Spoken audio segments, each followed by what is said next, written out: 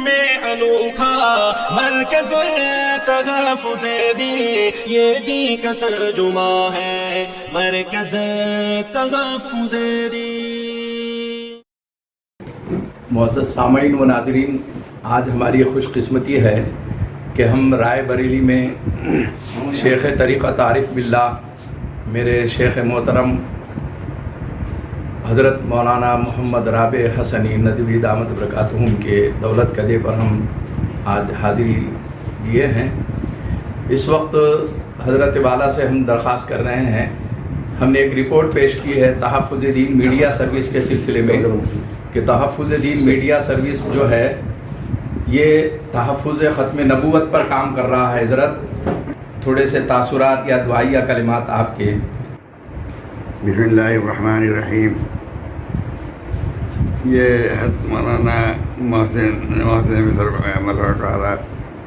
محفوظ الرحمن فاروقی رحمانی صاحب نے جو ادارہ قائم کیا ہے تحفظ دین میڈیا سروسز کے نام سے، بہت عظیم ادارہ ہے اور اس میں ان کی عظیم ہمت کا بہت ثبوت ملتا ہے کہ یہ ایسا ادارہ ہے کہ جس کی جو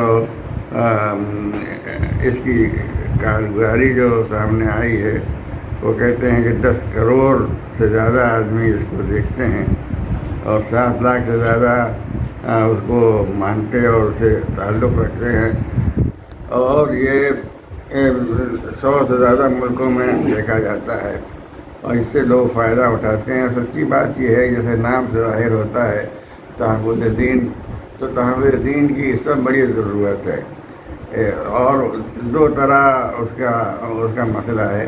ایک مسئلہ تو یہ ہے، خود یہ دین کے ماننے والے معلومات پوری نہیں رکھتے تو ان سے بھی غلطیاں ہوتی ہیں اور وہ دین کی وہ خدمت نہیں انجام دے سکتے جو رہنا چاہیے۔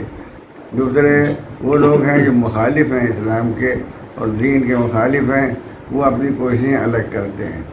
یہ ادارہ قائم کر کے انہوں نے بہت اچھا کام کیا ہے۔ اسے اگر وہ میڈیا کے دوسرے ذرائع سے جو قدیم سے چلے آ رہے ہیں وہ اختیار کرتے تو محدود اثر پڑتا، لیکن یہ جو طریقہ اختیار کیا انہوں نے، جو میڈیا سروسز میں جو نیٹ کے ذریعے سے جو چیز پہنچائی جاتی ہے لوگوں کو، وہ بہت زیادہ تعداد میں لوگوں تک پہنچتی ہے اور چونکہ اس میں زبان سے چیز ادا کی جاتی ہے، اس کا اثر دوسرا پڑتا ہے۔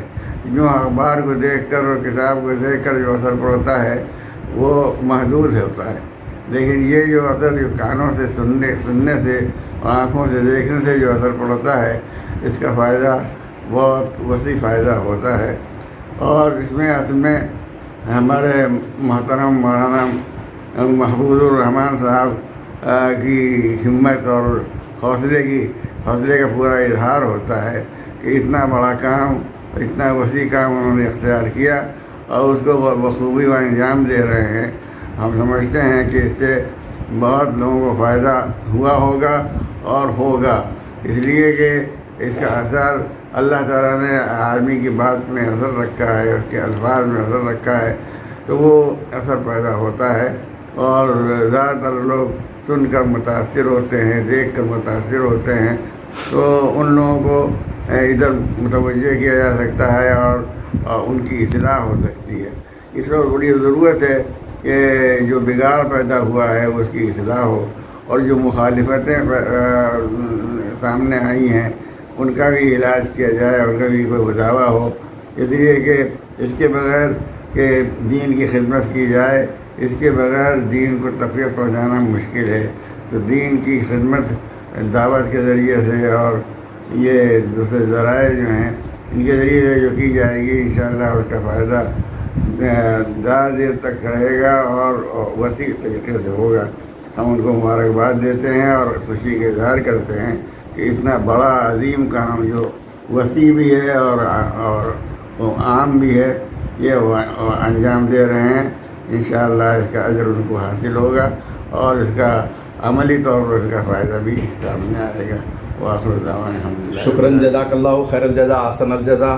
میرے شیخ محترم میرے محسن و مربی حضرت مولانا محمد رابع حسنی ندوی دامت برکاتہم کی خدمت اقدس میں اپنی ایک چھوٹی سی تصنیف عملیات کی شرعی حیثیت پر مدلل کتاب طب روحانی اور تاثیر قرآنی کا نیا ایڈیشن جو شائع ہوا ہے وہ حضرت کے ہاتھ میں دے رہا ہوں.